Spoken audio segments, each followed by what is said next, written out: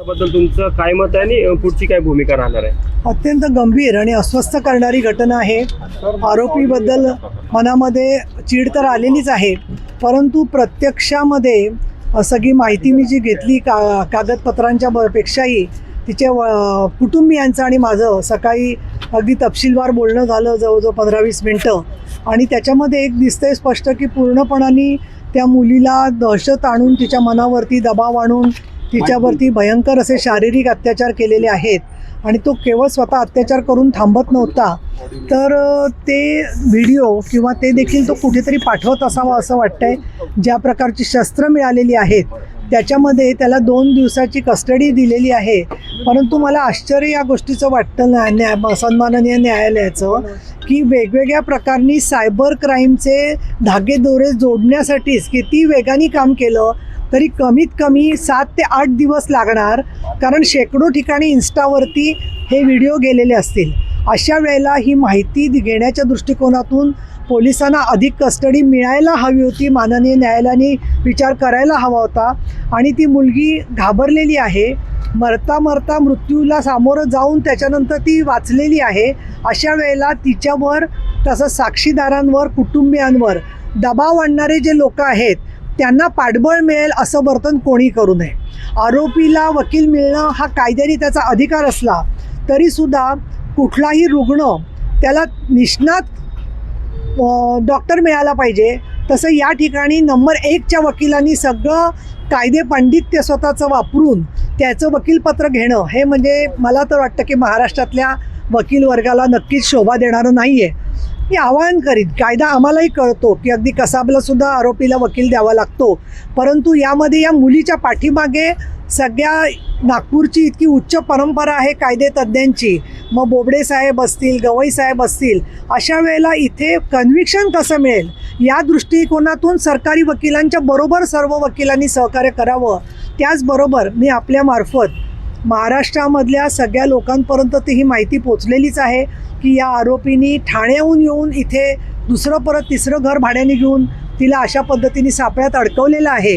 तर याचं जे तपशील आहे तो इतरसुद्धा जिल्ह्यात कळला पाहिजे, किंबहुना भारताच्या इतर भागामध्ये जाऊन सुद्धा त्यांनी असे काही प्रकार केलेले आहेत का. त्याचा हेतू सरळ मला तर वाटतं की खून करून हे सगळे व्हिडिओ विकणं, एक विकृत पद्धतीचं लैंगिक व्यापार करणं हा त्याचा हेतू दिसतोय. आणि त्याचबरोबर तिचा अवयव काय करणार होता तो, असे सुद्धा प्रश्न त्याच्यामध्ये आहेत. पोलिसांच्या ताबडतोब दखल घेतल्यामुळे आणि तिच्या कुटुंबियांनी ताबडतोब पोलीस स्टेशन गाठल्यामुळे ही मुलगी आज आपल्याला जिवंत दिसते आहे. त्याच्याबद्दल पोलीस विभागाच्या तत्परतेबद्दल मी नक्कीच असं म्हणेन की पोलिसांचं नीतिधैर्य खच्ची होईल अशा पद्धतीची विधानं कोणी करू नये. आणि मी इथे एवढ्याचसाठी आले की मला एक असं दिसतंय की नंदुरबारला झालेलं प्रकरण असेल किंवा नसरापूरचं प्रकरण असेल, कार्यप्रणाली सारखीच दिसते. कुठेतरी दबाव आणायचा, दहशत आणायची आणि त्या मुलीला ब्लॅकमेलिंगची भीती करून ती केस दडपायचा प्रयत्न करायचा. त्यामुळे कोविड जसा एक एपिडेमिक होता तशा पद्धतीने कुठेतरी खाद्यपदार्थातून उत्तेजक गोष्टी घ्यायच्या, लैंगिक भावना चाळवायच्या, त्या सगळ्या विकृत गोष्टींचा व्यापार करायचा, त्यातून TRP मिळवायचा. आणि म्हणून याच्यात हा एकच आरोपी असेल असं नाही, त्याला कोणी ना कोणी साथ देणारे जे लोक आहेत त्याच्यापर्यंत लागे बांधे पोचले असतील तर ते देखील शोधून काढले गेले पाहिजेत असं माझं काम आहे. माझी विनंती राहिलेली आहे पोलिसांना. आणि त्याचबरोबर तिची मुलगी आणि तिचे कुटुंबीय यांना मी सांगते की आमचा सगळा समाज आपल्याबरोबर आहे. आणि तिच्या वडिलांनी माझ्याशी बोलत असताना असं म्हणाले ते की आम्हाला तुम्ही आल्यावरती मोठी बहीण आल्यासारखं वाटलं आणि तुम्ही खूप महिलांना न्याय मिळवून दिलेला आहे आणि त्याच्यामुळे या केसमध्ये सुद्धा न्याय मिळेल असं वाटतंय. मी असं म्हणेन की माननीय मुख्यमंत्री देवेंद्रजी फडणवीस, माननीय उपमुख्यमंत्री एकनाथ शिंदे, उपमुख्यमंत्री सुनेत्रा पवार आणि पोलीस आयुक्त नांगरे पाटील हे सगळे या विषयात सक्रिय आहेत. नसरापूरच्या केसमध्ये जसं अगदी 1.5 महिन्यात निकाल लागला तर याच्यात साक्षी पुरावे जमा करायला थोडा वेळ लागेल, पण लवकरात लवकर चार्जशीट करून फास्ट ट्रॅकमध्ये याच्यात शिक्षा व्हावी आणि अशा नराधमाला फाशीची शिक्षा व्हावी. आणि तो जरी बोलला नाही आत्ता तरीसुद्धा तांत्रिक पुरावे आपल्याकडे सबळ असल्यामुळे, त्याचबरोबर अन्य ज्या फिजिकल टेस्ट सगळ्या झालेल्या आहेत त्याच्यातून सगळी केस ही पूर्ण सिद्ध होऊन अगदी त्याच्यामध्ये त्याला शिक्षा होणार आहे याच्याबद्दल माझ्या मनात कुठेही शंका नाही आहे. याबद्दल तुम्हाला काही प्रश्न विचारायचा असेल तर विचारा, पण राजकीय प्रश्न या पार्श्वभूमीवर नाही विचारले तर चांगलं IPS आहे. अधिकाऱ्याचा मध्ये हस्तक्षेप होतोय तपासामध्ये इतका चांगला सुरू असताना याच्यावर तुमचं काय ऑब्झर्वेशन, काय तुमचं म्हणणं? ते कुठल्या IPS अधिकारी मला तुम्ही पत्रकार परिषदेनंतर सांगा, तर त्याच्यावरती ते काही चुकीचा हस्तक्षेप करत असतील तर मी स्वतः मुख्यमंत्र्यांशी बोलून निपक्षपातीपणे तपास होईल हे नक्की बघेन. जगातल्या अनेक देशामध्ये 16 वर्षाखालील मुलांच्या सोशल मीडिया वापरावर बंदी आणलेली आहे.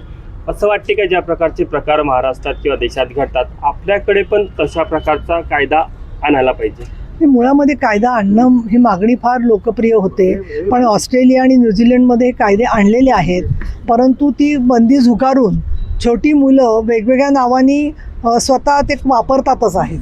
त्यामुळे अशा तांत्रिक बंदीच्या पेक्षा त्या मुलांशी संवाद साधून सुरक्षित मैत्री, मी असं म्हणणार नाही कुठेही की बाबा मुलगा आणि मुलीनी कुठे एकमेकाशी बोलताच कामा नये, पण जेव्हा पहिलं तिला शारीरिक जखम त्यांनी केली, पहिल्यांदा तिचा वरती ज्याला अत्याचार सुरू झाले, पहिल्यांदा दहशत टाकली, त्याच वेळेला आपण कुठली मदत घेतली पाहिजे हे या मुलामुलींना कळलं पाहिजे, की जेणेकरून अशी विकृत माणसं मैत्रीच्या नावाखाली गैरफायदा घेत असतील तर त्यांच्यापासून सावध कसं राहायचं हे शिक्षण प्रशिक्षण पोलिसांच्या बरोबरीने आमच्या शिक्षण विभाग, कुटुंब, आपल्या आसपासचे लोक यांच्यामध्ये सुद्धा येणं आवश्यक आहे. आणि तुम्ही म्हणजे मीडिया या संदर्भामध्ये खूप महत्त्वाची भूमिका बजावू शकता असं मला वाटतं. आरोपीच्या वडिलांकडनं वेगवेगळ्या स्तरावर दबाव आणण्याचा किंवा पोलीस तपासात हस्तक्षेप करण्याचा प्रयत्न होत आहे.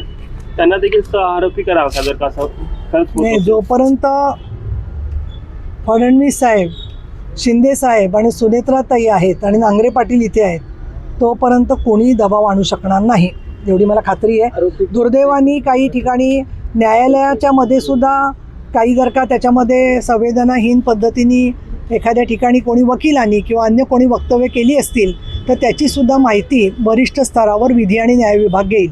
आरोपी हा संबंधित पोलीस अधिकाऱ्याचा भाचा आहे अशी पण माहिती समोर येत आहे, त्याच्यावर काय? मला असं वाटतं तुम्ही आता मला जाहीर सांगा कुठल्या पोलीस अधिकाऱ्याचा भाचा आहे, कारण अशी आपण जेव्हा विधानं करतो मी तुम्हाला आधी विनंती केली की मला तुम्ही खाजगीत नाव सांगा, पण आता तुम्ही जाहीर आरोप करताय तर याच्यामधून ज्या अशा अजून पीडित मुली असतील त्यांचं नित्यधैर्य खच्ची होतं, तर कोणाचा भाचा काय आणतोय सांगा बरं सगळ्यांसमोर तुम्ही मला. हिंदी नाही हिंदी में बताव नाही, माझी तुम्हाला विनंती आहे. नाही चर्चा आहे, पहा अशी चर्चा पण आहे की काही लोक अजून त्यांना मदत करणार आहेत. चर्चेला काय अर्थ आहे?